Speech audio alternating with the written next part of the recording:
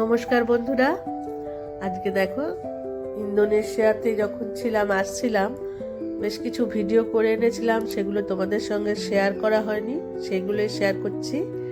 এটা ছিল ইন্দোনেশিয়ার এয়ারপোর্টে রাখা ওইখানকার হ্যান্ডক্রাফটের একটা দোকান।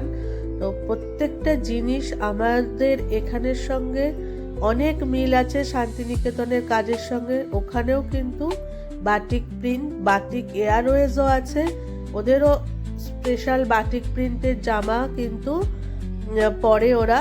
আর মেয়েদেরও ড্রেস আছে বাটিক প্রিন্টের। তো সেই রকমই বাটিক কলমকারি ওখানেও হয়, তারই কিছু কিছু নিদর্শন, ব্যাগ, শোপিস সব কিছুই তৈরি করেছে।